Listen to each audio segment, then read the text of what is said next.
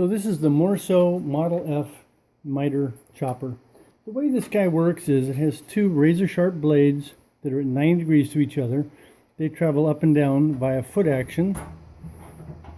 Beautifully smooth in these dovetail slides. This entire knife assembly can move in and out using this handle. And the reason for that is it lets you take a little nip at a time and keep working your way into the molding. So let me show you how it works in real life. So I've got this molding. It's kind of a small one. Obviously, we could do a much larger molding. We'll start with a small one just for demonstration. We bring it in pretty close here. Maybe we'll do a notch that's about that big. Now, if I just do the notch right now, I have the possibility of blowing off my rabbet. So we have these rabbet supports. You just slide them into position. Little thumb screw. You run it up until you can just feel it touching the bottom of that rabbet. You can lock it in position. Do the same on the other side. Obviously, when I'm working in close with my hands, I don't want to run into those knives. They're razor sharp. They'll slice the back of your hand instantly. Also, the plastic has been removed here for purposes of doing the video, just so I can show things more readily. So here I'm ready for my first cut. I just take a nip. It's a beautiful nip. Now it leaves sometimes a little bit of wood here because these two knives don't exactly touch. They don't really need to, because the last cut, you can see there's a little gap here. It goes just past the edge, so it cuts it beautifully. So I'll show you here. Now this motion for moving this in and out, it has notches. So I can move this a notch at a time. So I'll move it in a little bit, take another cut. Move it in a notch, take a cut, move it in a notch, do another cut, another cut.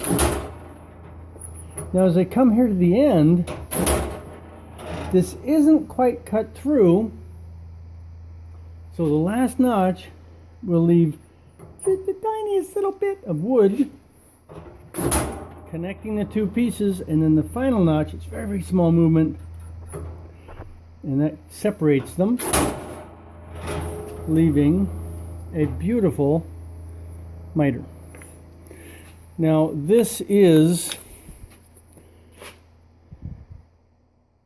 in my estimation, the way to make the most perfect miters. Let me see if I can get this thing to focus again here. There we go. These miters are just dead perfect. Now, what's really amazing too is that you can see how tight that joint is. This surface is, actually those are the growth rings there.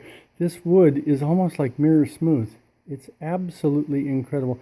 You can see there's a teeny tiny little nick in the knife, itty bitty, but that's hardly nothing. You don't even see that when it's put together. That's just gorgeous. Also, the Morso has, let's move this back to see it, it has a length gauge, so once I've cut this piece, I slide that finished miter down, and now I can do another one at the right length. Well, let's refocus so you can see what I'm talking about.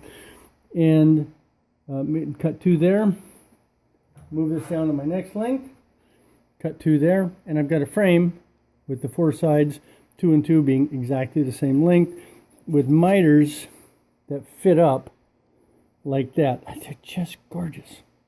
So that's the Morso miter chopper.